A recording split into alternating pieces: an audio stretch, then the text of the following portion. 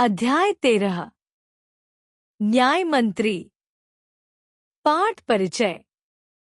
एक साधारण ब्राह्मण से प्रभावित होकर किस प्रकार सम्राट अशोक ने उसे अपने राज्य का न्याय मंत्री बनाया। न्याय मंत्री बनने के पश्चात ब्राह्मण ने किस प्रकार निडर होकर अपने कर्तव्यों का पालन किया, यही इस पाठ में बताया गया है। व्याख्या। यह कहानी एक साधारण ब्राह्मण शिशुपाल की है, जो न्याय के बारे में बहुत कुछ जानता था। जब उसे न्याय मंत्री बनने का अवसर मिला, तो उसने अपने कर्तव्यों का पालन करते हुए किसी भी दबाव में आने के बजाय निडरता से काम किया। एक दिन जब सम्राट अशोक ही अपराधी पाए गए, तब शिशुपाल ने बिना किसी संकोच के सम्राट को दंडित किया, यह सिद्ध कर दिया कि न्याय में किसी भी भेदभाव की गुंजाइश नहीं होती। कठिन शब्दार्थ। प्रतिकूल परिस्थितियां, विपरीत या कठिन परिस्थितियां। न्याय मंत्री, न्याय संबंधित फैसले लेने वाला मंत्री। साहस, हिम्मत, डर को न मानना। उद्दंड, बेअदब, संस्कारहीन। निरुत्तर, बिना उत्तर के चुप रहना। संध्या का समय था। चारों ओर अंधकार फैल चुका था। ऐसे में किसी ने घर का दरवाजा खटखटाया। कौन है? ब्राह्मण शिशुपाल ने पूछा। व्याख्या। यह वाक्य उस समय का चित्रण करता है जब संध्या का समय था और चारों ओर अंधेरा हो गया था। इस अंधकार के बीच एक परदेशी व्यक्ति ब्राह्मण शिशुपाल के घर पर आया। यह दृश्य शिशुपाल के स्वागत और अजनबी को अपने घर आमंत्रित करने की शुरुआत को दर्शाता है। यह समय और वातावरण के संदर्भ में एक सामान्य व आतिथ्यपूर्ण स्थिति को दर्शाता है। कठिन शब्दार्थ। संध्या, शाम का समय, जब सूरज डूबने के बाद का समय होता है। अंधकार, अंधेरा, प्रकाश का अभाव। खटखटाया, दरवाजे को दस्तक दी, आवाज देकर खटखटाना। ब्राह्मण, हिंदू धर्म के एक वर्ग का व्यक्ति, धार्मिक कार्य करने वाला। शिशुपाल, ब्राह्मण का नाम, जो इस कहानी में मुख्य पात्र है। एक परदेशी, बाहर से आवाज आई, क्या मुझे रात काटने के लिए स्थान मिल जाएगा? व्याख्या। यह वाक्य उस परदेशी व्यक्ति की बात को दर्शाता है, जो शिशुपाल के घर के दरवाजे पर खड़ा है और रात बिताने के लिए आश्रय मांग रहा है। रात काटने का अर्थ है रात बिताने के लिए ठहरने का स्थान। इस वाक्य से यह भी स्पष्ट होता है कि परदेशी को शिशुपाल के घर में रात बिताने के लिए स्थान की आवश्यकता है। कठिन शब्दार्थ। परदेशी, बाहर से आया हुआ व्यक्ति, जो इस समय शिशुपाल के घर आया है। रात काटने, रात बिताने के लिए स्थान चाहिए, यानी रात का ठहराव। स्थान मिलना, किसी जगह पर रहने की अनुमति मिलना। शिशुपाल ने दरवाजा खोला। उनके सामने एक नवयुवक खड़ा था। उन्होंने मुस्कुराकर कहा, यह मेरा सौभाग्य है। अतिथि के चरणों से यह घर पवित्र हो जाएगा। आइए, पधारिए। अतिथि को लेकर शिशुपाल घर के भीतर गए। शिशुपाल के पुत्र ने अतिथि का आदर सत्कार किया। यह देख परदेशी मुग्ध हो गया। व्याख्या। यह वाक्य शिशुपाल की अतिथि सत्कार की भावना को दर्शाता है। वह अपने घर पर आए अतिथि का स्वागत बड़े आदर और खुशी से करते हैं।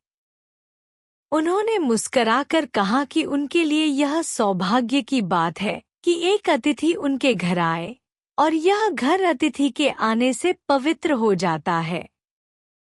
शिशुपाल के पुत्र ने भी अतिथि का आदर सत्कार किया, जिससे परदेशी व्यक्ति बहुत प्रभावित हुआ। यह सच्चे आतिथ्य के एक उदाहरण को दर्शाता है, जिसमें सम्मान और सेवा का भाव होता है। कठिन शब्दार्थ। सौभाग्य, खुशी या अच्छा अवसर। अतिथि, वह व्यक्ति जो आपके घर में ठहरने के लिए आता है। आदर सत्कार, सम्मान और सेवा, यानी किसी का आदर करते हुए उनका अच्छे तरीके से स्वागत करना। मुग्ध, बहुत प्रभावित, खुश या आश्चर्यचकित होना। भोजन आदि से निबटकर दोनों बातें करने लगे। बात उस समय की देश व्यवस्था पर हो रही थी। शिशुपाल बोल उठे, आजकल बड़ा अन्याय हो रहा है। मेरा तो खून खौल उठता है। व्याख्या। यह वाक्य शिशुपाल की देश के प्रति चिंता और असंतोष को दर्शाता है।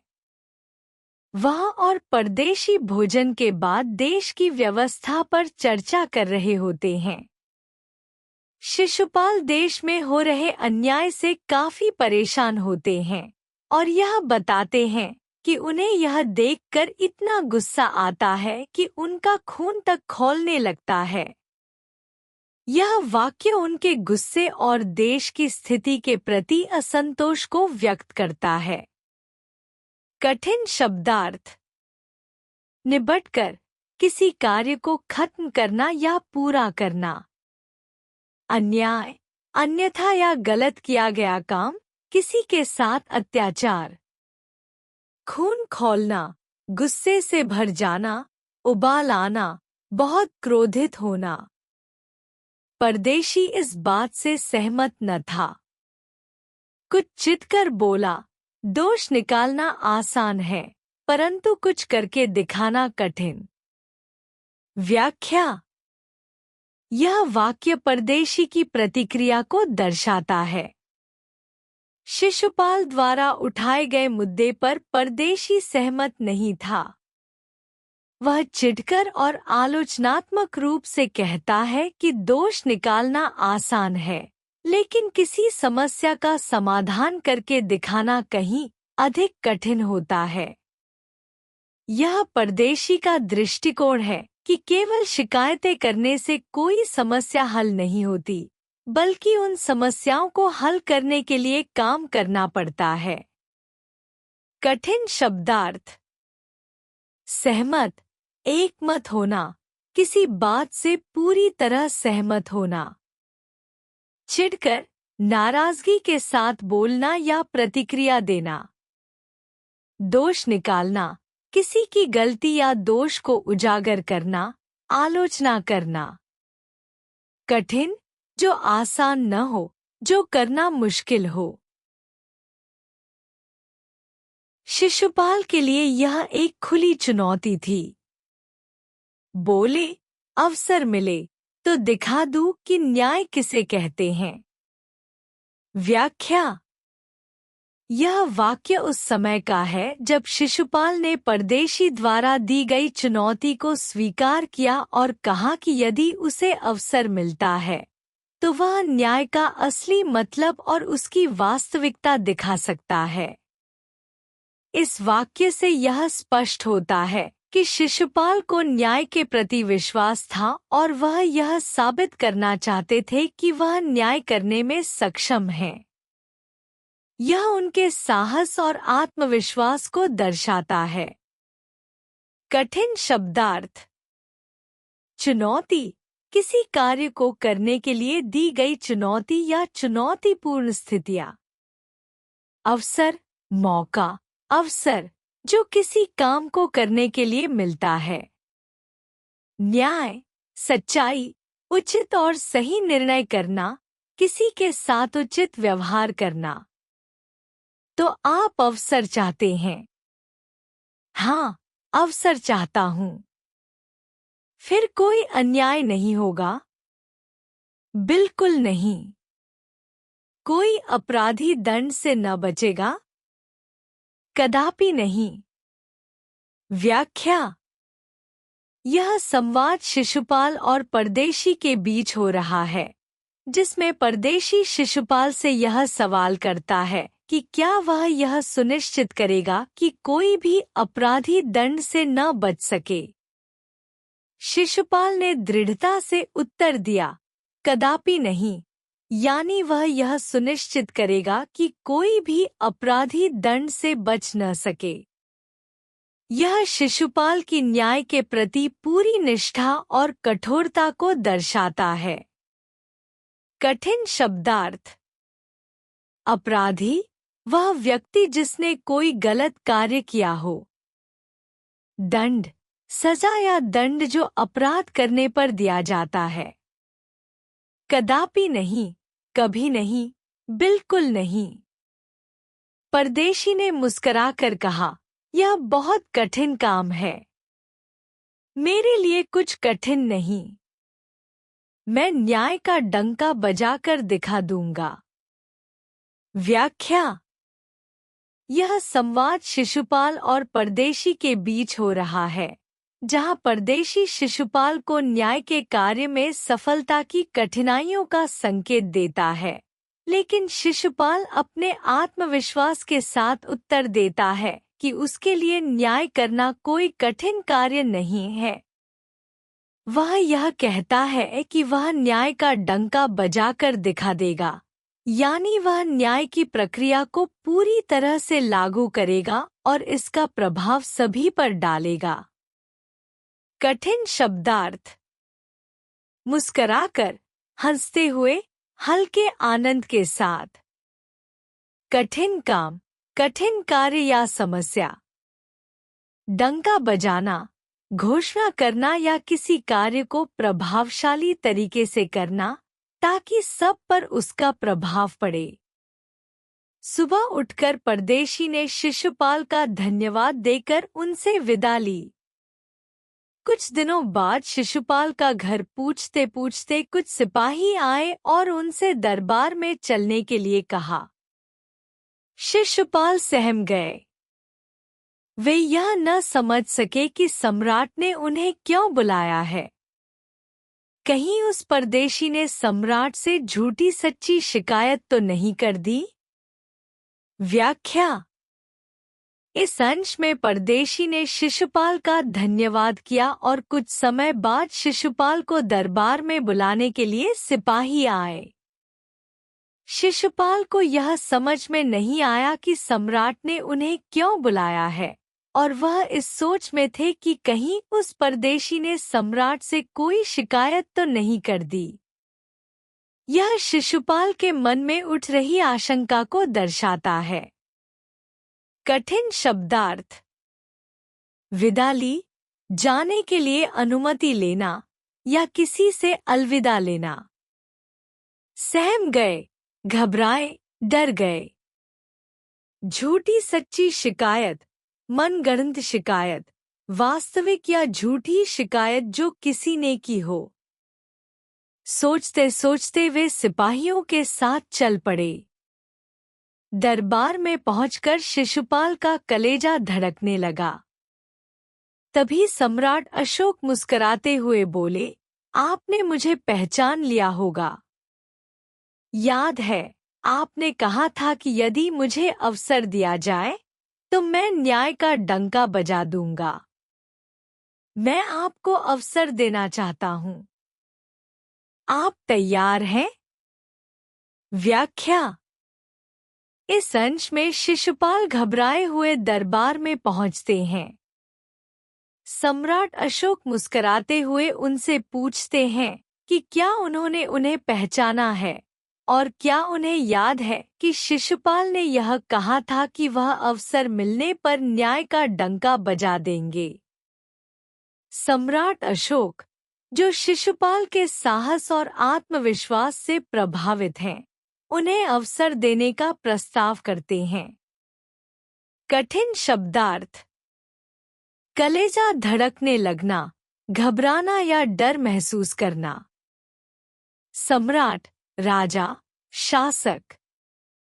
डंका बजाना, किसी काम में सफलता प्राप्त करना और उसे सबको दिखाना। शिशुपाल ने बड़ी शांति से उत्तर दिया, यदि सम्राट की यही इच्छा है तो मैं तैयार हूँ। बहुत ठीक, कल से आप न्याय मंत्री नियुक्त हुए, सम्राट ने कहा और अपने हाथ से उतार राजमुद्रा शिशुपाल को पहना दी। व्याख्या। इस अंश में शिशुपाल ने सम्राट अशोक की इच्छा का सम्मान करते हुए शांति से उनका आदेश स्वीकार किया और कहा कि वह तैयार हैं। सम्राट अशोक ने उनका साहसिक निर्णय सराहा और उन्हें न्याय मंत्री नियुक्त कर दिया। इसके साथ ही उन्होंने स्वयं अपने हाथ से शिशुपाल को राजमुद्रा पहना दी, जो उनके उच्च पद का प्रतीक था। यह दिखाता है कि शिशुपाल को अवसर मिला और उन्होंने बिना डर के अपने कर्तव्यों को निभाने की इच्छा व्यक्त की। कठिन शब्दार्थ। न्याय मंत्री, वह व्यक्ति जो राज्य में न्याय का कार्य देखे। राजमुद्रा, राजकीय प्रतीक या मुहर, जो किसी व्यक्ति को सम्मानित पद पर नियुक्त करने का प्रमाण होती है। अब शिशुपाल न्याय मंत्री थे। उन्होंने राज्य की समुचित व्यवस्था करनी आरंभ की। उनके सुप्रबंध से राज्य में पूरी तरह शांति रहने लगी। किसी को किसी प्रकार का भय नहीं था। लोग घरों के दरवाजे तक खुले छोड़ देते थे। चारों तरफ न्याय मंत्री के सुप्रबंध और न्याय की धूम मच गई। व्याख्या। इस अंश में शिशुपाल के न्याय मंत्री बनने के बाद की स्थिति का वर्णन किया गया है। उन्होंने राज्य में न्याय व्यवस्था को सही से लागू किया और राज्य में शांति का वातावरण बनाया। लोग अब निश्चिंत होकर अपने घरों के दरवाजे खुले छोड़ सकते थे, क्योंकि उन्हें किसी प्रकार का भय नहीं था। शिशुपाल के न्याय की व्यवस्था इतनी प्रभावी थी कि चारों ओर उनकी और उनके कार्यों की सराहना होने लगी। कठिन शब्दार्थ। न्याय मंत्री, वह व्यक्ति जो न्याय व्यवस्था को संभालता है। समुचित व्यवस्था, ठीक और उचित व्यवस्था। सुप्रबंध, सही तरीके से व्यवस्था या प्रबंधन। धूम मच गई, चारों ओर चर्चा होने लगी, या कार्य में बहुत प्रसिद्धि प्राप्त हुई। लगभग 1 महीने बाद किसी ने एक पहरेदार की हत्या कर दी। सुबह होते ही यह बात चारों ओर फैल गई। लोग बड़े हैरान थे। शिशुपाल की तो नींद ही उड़ गई। उन्होंने अपराधी का पता लगाने में रात दिन एक कर दिया। सम्राट शिशुपाल से काफी अप्रसन्न थे। उन्होंने अपराधी का पता लगाने के लिए 1 सप्ताह का समय दिया। व्याख्या। इस अंश में शिशुपाल के न्याय मंत्री बनने के बाद एक नई घटना सामने आती है। एक पहरेदार की हत्या हो जाती है और इस घटना के कारण पूरे राज्य में हड़कंप मच जाता है। शिशुपाल, जो अब न्याय मंत्री थे, अपराधी को पकड़ने में व्यस्त हो गए। सम्राट अशोक भी इस अपराध से नाराज थे और उन्होंने शिशुपाल को अपराधी का पता लगाने के लिए 1 सप्ताह का समय दिया। कठिन शब्दार्थ। पहरेदार, सुरक्षा देने वाला व्यक्ति जो देखभाल करता है। अप्रसन्न, नाराज, दुखी। जब अपराधी का पता चला तो शिशुपाल भौंचक्के रह गए। स्वयं सम्राट ने ही उस पहरेदार की हत्या की थी। सम्राट को कैसे अपराधी घोषित किया जाए? पर न्याय की दृष्टि में सम्राट और साधारण व्यक्ति में कोई अंतर नहीं होता। शिशुपाल ने अपना कर्तव्य निश्चित कर लिया। व्याख्या। इस अंश में शिशुपाल ने जब अपराधी की पहचान की तो वह हैरान रह गए क्योंकि सम्राट अशोक ही उस पहरेदार के हत्यारे थे। शिशुपाल के लिए यह एक कठिन स्थिति थी क्योंकि सम्राट ही राज्य के शासक थे और उन्हें अपराधी घोषित करना आसान नहीं था। फिर भी शिशुपाल ने न्याय के सिद्धांतों को सर्वोच्च माना और यह तय किया कि वह अपने कर्तव्य से पीछे नहीं हटेंगे, चाहे स्थिति कैसी भी हो। कठिन शब्दार्थ। भौंचक्के, हैरान, चकित। अपराधी, वह व्यक्ति जिसने कोई अपराध किया हो। निर्णीत, तय करना, निश्चित करना। शिशुपाल शांत भाव से दरबार में आए। सम्राट अशोक सिंहासन पर बैठे हुए थे। उन्होंने पूछा, अपराधी का पता चला? न्याय मंत्री ने साहसपूर्वक कहा, जी हाँ, पता चल गया। तो फिर उसे उपस्थित करो। व्याख्या। इस अंश में शिशुपाल ने पूरे आत्मविश्वास के साथ सम्राट अशोक से कहा कि अपराधी का पता चल गया है। यह दिखाता है कि शिशुपाल अपने कर्तव्य को निभाने में पूरी तरह सक्षम थे और उन्हें अपने फैसले पर पूरा विश्वास था। सम्राट अशोक की अपेक्षाएं ऊंची थी, लेकिन शिशुपाल का साहस और दृढ़ नायकत्व उन्हें इस स्थिति में लाया था कि उन्होंने सम्राट को भी निडर होकर जवाब दिया। कठिन शब्दार्थ। सिंहासन, सिंहासन, राजा का आसन। साहसपूर्वक, निडर होकर, हिम्मत से। न्याय मंत्री कुछ रुके। फिर एक उच्च अधिकारी को संकेत करते हुए बोले, धनवीर, गिरफ्तार कर लो, मैं आज्ञा देता हूं। संकेत सम्राट की ओर था। व्याख्या। इस अंश में न्याय मंत्री शिशुपाल ने अपनी बात पूरी की और अपने अधिकारी को आदेश दिया कि वह अपराधी को गिरफ्तार करे। उन्होंने सम्राट की ओर इशारा करते हुए यह आदेश दिया, जो दिखाता है कि वह पूरी तरह से अपने कर्तव्यों का पालन करने में समर्पित थे, चाहे अपराधी कोई भी हो। यह भी बताता है कि शिशुपाल ने सम्राट को भी कानून से ऊपर नहीं समझा और उन्होंने अपने कर्तव्य का पालन करते हुए सम्राट को गिरफ्तार करने का आदेश दिया। कठिन शब्दार्थ। उच्च अधिकारी, उच्च स्तर का अधिकारी, जो प्रशासन में उच्च पद पर हो। संकेत, इशारा, बिना शब्दों के कुछ समझाना।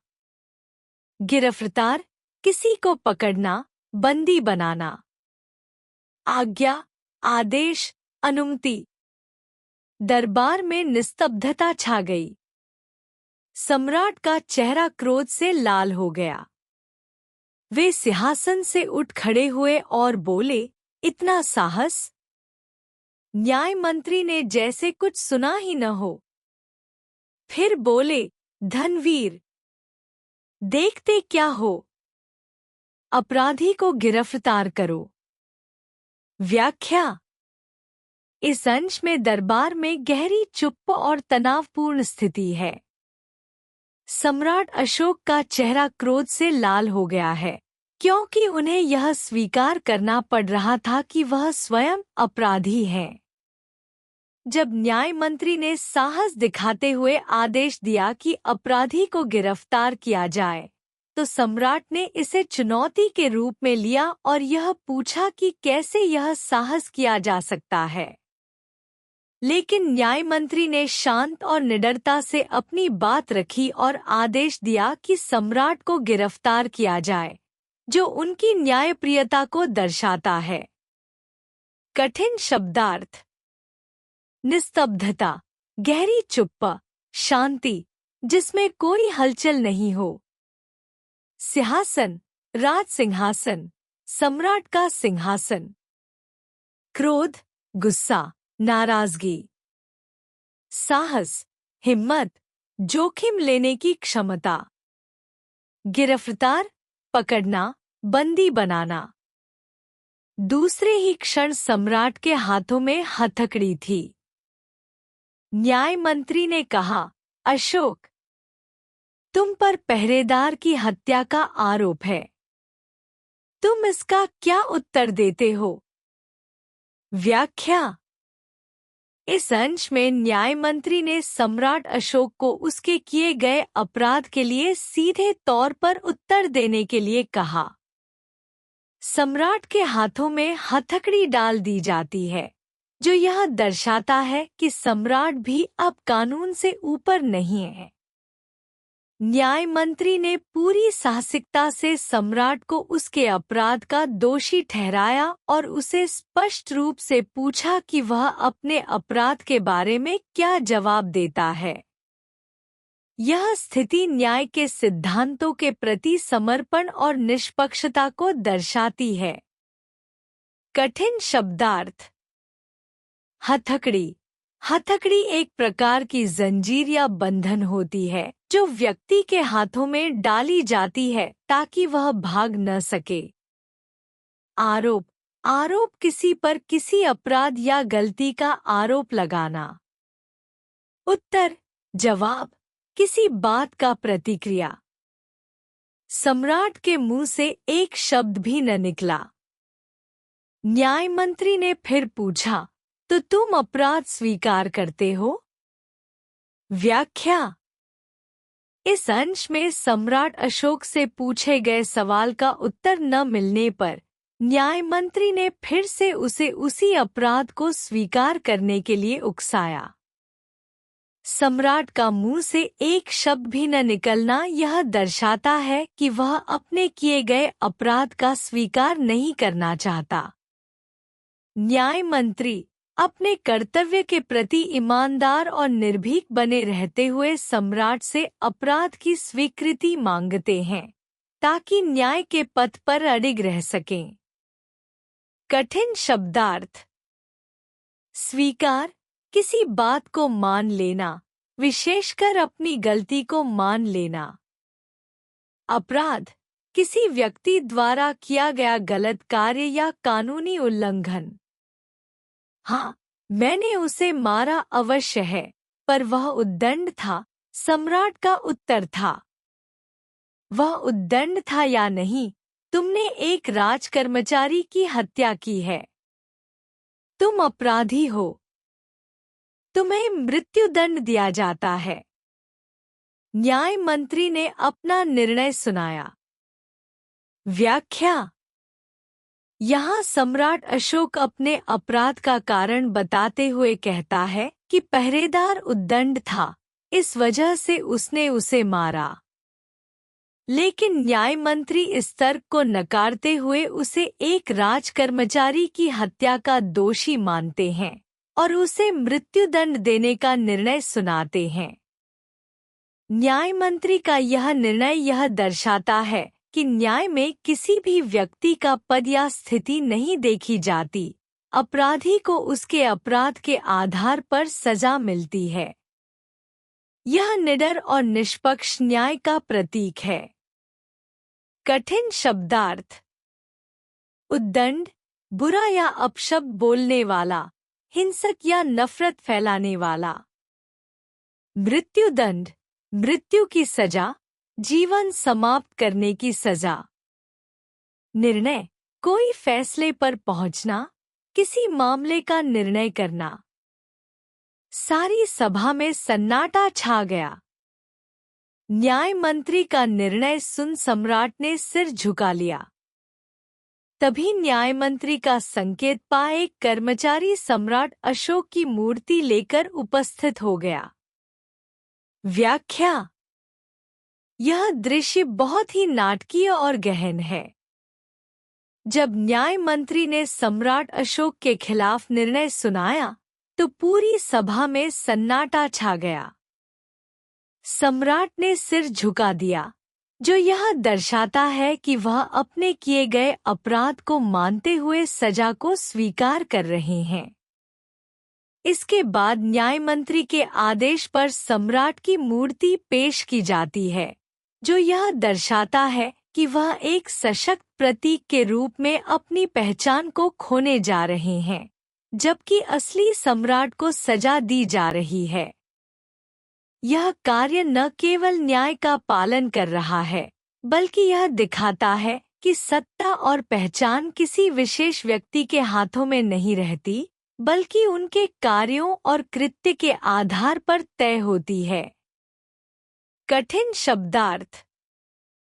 सन्नाटा, शांति, खामोशी, कोई आवाज नहीं। सिर झुका लिया, सम्मान या अपराध स्वीकार करने का संकेत। संकेत, किसी कार्य को करने का इशारा या आदेश। मूर्ति, किसी व्यक्ति या देवता का चित्र या रूप, अक्सर उसे सम्मान देने के लिए तैयार किया जाता है। न्याय मंत्री ने खड़े होकर कहा, सभाजनों, यह सच है कि अपराधी को दंड मिलना चाहिए, परंतु अपराधी कोई और नहीं, स्वयं सम्राट है। अतः मैं आज्ञा देता हूँ कि सम्राट को चेतावनी देकर छोड़ दिया जाए और उनके स्थान पर अशोक की इस मूर्ति को फांसी पर लटका दिया जाए, जिससे लोगों को शिक्षा मिले। व्याख्या। यहाँ न्याय मंत्री ने एक साहसी और दूरदर्शी निर्णय लिया। उन्होंने बताया कि भले ही सम्राट अशोक ने एक अपराध किया हो, लेकिन उसे केवल एक सजा देने से कुछ नहीं होगा। उन्होंने यह सुझाव दिया कि सम्राट को चेतावनी देकर छोड़ा जाए और उसकी मूर्ति को फांसी पर लटका दिया जाए, ताकि लोगों को सच्चे न्याय का महत्व समझ में आए। इस निर्णय से यह संदेश दिया गया कि किसी भी अपराधी के खिलाफ समान न्याय होना चाहिए, चाहे वह कितना भी बड़ा क्यों न हो। यह निर्णय न्याय के उच्चतम सिद्धांतों का पालन करते हुए लिया गया था और यह दिखाता है कि एक न्याय मंत्री अपने कर्तव्यों में कितनी निष्ठा और साहस रखता है। कठिन शब्दार्थ। चेतावनी, एक निर्देश या संकेत जो किसी गलत कार्य से बचने के लिए दिया जाता है। मूर्ति, किसी व्यक्ति, देवता या महान शख्सियत का चित्रात्मक रूप, जिसे श्रद्धा और सम्मान के रूप में बनाया जाता है। फांसी पर लटकाना, दंड देने की एक विधि जिसमें अपराधी को फांसी पर लटका दिया जाता है। शिक्षा, किसी घटना से सीख प्राप्त करना। सभा न्याय मंत्री की जय जयकार से गूंज उठी। शिशुपाल ने राजमुद्रा सम्राट अशोक के सामने रख दी और बोले, महाराज, यह राजमुद्रा वापस ले लें, मुझसे अब यह बोझ नहीं उठाया जाएगा। व्याख्या। यहाँ शिशुपाल ने अपने कर्तव्य को पूरी तरह से निभाया और जब न्याय मंत्री ने सम्राट अशोक के खिलाफ न्यायपूर्ण निर्णय लिया, तो शिशुपाल ने स्वयं को इस भारी दायित्व से मुक्त करने का निर्णय लिया।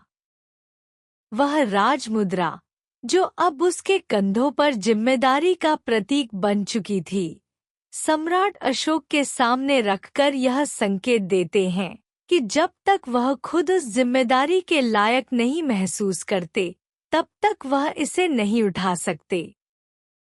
यह एक नायक के रूप में अपने कर्तव्यों को निभाने और सही को सही ठहराने की ओर एक कदम है। साथ ही यह दिखाता है कि शिशुपाल ने अपने कर्तव्यों के प्रति पूरी ईमानदारी से अपने निर्णय लिए। कठिन शब्दार्थ। राजमुद्रा, सम्राट या राज्य की मुहर, जो अधिकार और जिम्मेदारी का प्रतीक होती है। बोझ, किसी चीज का वजन, विशेष रूप से जब वह अत्यधिक हो या अत्यधिक जिम्मेदारी से जुड़ा हो। अशोक ने सम्मान भरी दृष्टि से उनकी ओर देखते हुए गदगद कंठ से कहा, आपने मेरी आंखें खोल दी हैं। आपका साहस प्रशंसनीय है। अब यह भार आपके अतिरिक्त और कोई नहीं उठा सकता। और न्याय मंत्री निरुत्तर हो गए। व्याख्या। यहाँ सम्राट अशोक न्याय मंत्री के साहस और उनके द्वारा लिए गए निर्णय की सराहना करते हैं। अशोक यह स्वीकार करते हैं कि न्याय मंत्री ने न केवल सही कार्य किया, बल्कि उन्होंने उसे साहसिक तरीके से लागू भी किया। सम्राट अशोक के शब्दों में यह भी छिपा हुआ है कि न्याय मंत्री के निर्णय ने उन्हें अपने कृत्यों की सही समझ दिलाई और अब यह जिम्मेदारी उनके ऊपर ही है। इस प्रकार न्याय मंत्री ने न केवल एक कठिन निर्णय लिया, बल्कि वह अपनी ईमानदारी और निष्ठा से सम्राट को भी सही मार्ग दिखाने में सफल हुए। शिशुपाल इस सम्मान को स्वीकार करते हुए चुप रहते हैं, क्योंकि उन्होंने सही काम किया है और किसी प्रकार की कोई प्रतिक्रिया देने की आवश्यकता नहीं समझी। कठिन शब्दार्थ। गदगद कंठ, भावुक आवाज, जब किसी की आवाज उसके भावनाओं के कारण फंसी हुई हो। आंखें खोलना, समझ में लाना या किसी को सच का एहसास कराना। प्रशंसनीय, सराहनीय, जिसे सराहा जाए। संदेश। एक व्यक्ति अनुकूल व प्रतिकूल परिस्थितियों में अपने कर्तव्य का पालन किस प्रकार करता है, यही उसके सही चरित्र को दर्शाता है। इस पाठ से हमें यही शिक्षा मिलती है कि हमें निष्पक्ष व सही न्याय करना चाहिए। व्याख्या। यह पाठ हमें यह संदेश देता है कि एक व्यक्ति की असली पहचान उसकी निष्ठा और ईमानदारी से होती है, चाहे परिस्थितियां अनुकूल हो या प्रतिकूल। सही समय पर सही निर्णय लेना और कर्तव्य निभाना ही किसी का वास्तविक चरित्र होता है। इस पाठ से यह भी शिक्षा मिलती है कि हमें निष्पक्ष और सही न्याय करना चाहिए, बिना किसी दबाव या पक्षपाती हुए, क्योंकि यही हमें समाज में सम्मान दिलाता है और सही मार्ग पर चलने की प्रेरणा देता है। निष्कर्ष। समरी। पाठ न्याय मंत्री में एक साधारण ब्राह्मण शिशुपाल के न्यायप्रियता और निडर स्वभाव का वर्णन किया गया है। सम्राट अशोक उसकी ईमानदारी और न्याय की भावना से प्रभावित होकर उसे न्याय मंत्री बनाते हैं। शिशुपाल अपने कार्य को निष्पक्षता और निडरता से निभाते हैं, यहाँ तक कि सम्राट अशोक को भी उनके अपराध के लिए दंडित करने का निर्णय सुनाते हैं। उनका यह साहस और न्यायप्रियता पूरे राज्य में प्रशंसा का पात्र बनती है। मुख्य संदेश। Main message. निष्पक्ष न्याय का महत्व। न्याय करते समय व्यक्ति को पक्षपात और भय से मुक्त होकर निर्णय लेना चाहिए, चाहे अपराधी कोई भी क्यों न हो। कर्तव्यनिष्ठा और साहस। सही न्याय करने के लिए कर्तव्यनिष्ठा और साहस आवश्यक है, चाहे परिस्थितियां कितनी भी कठिन क्यों न हो। सत्य और ईमानदारी। व्यक्ति का सच्चा चरित्र उसकी सत्यनिष्ठा और ईमानदारी से झलकता है।